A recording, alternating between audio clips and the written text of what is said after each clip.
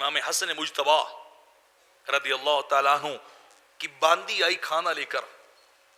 جب آپ کو کھانا پیش کرنے لگی تو اچانک وہ کھانا الٹا اور آپ کے اوپر گیا.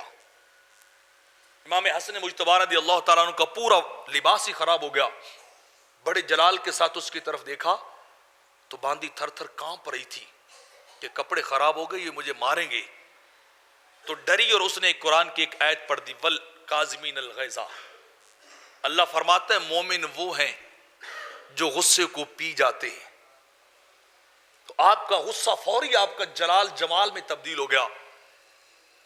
آپ نے اس کی طرف جو پہلے جلال کے ساتھ دیکھا پھر جمال کی نظر ڈالی. اس نے اگلا حصہ پڑھا، والعافین عن الناس. اللہ کہتا ہے مومن لوگوں کو معاف بھی کر دیتے ہیں.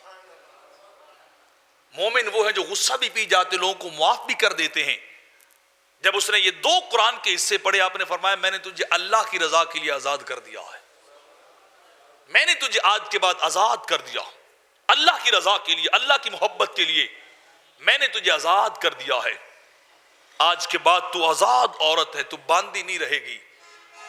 تو میرے آقا فرماتے ہیں اپنے ماتحت لوگوں کے ساتھ، سب آرڈینیٹ لوگوں کے ساتھ، آپ کے آفس کے اندر، آپ کے گھر کے اندر، آپ کی دکان پہ، آپ کی فیلڈ کے اندر، آپ کی ذمہ داری کے اندر اگر آپ کے ماتحت لوگ ہیں تو ان پہ حاکمیت نہ جگا، فرعون نہ بن، عاجز بن کے پیش آ.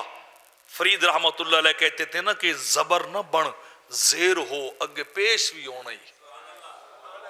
نواب صادق خان عباسی کی کسی نے شکایت کی تھی کہ نواب لوگوں پہ بڑا ظلم کر رہا ہے، لوگوں پہ بڑی سختیاں کر رہا ہے، آپ کا مرید ہے، آپ سمجھائیں یہ خلقت خدا کے ساتھ محبت کے ساتھ پیش آئے، پیار کے ساتھ پیش آئے، لوگوں کے ساتھ اس نے سلوک کرے.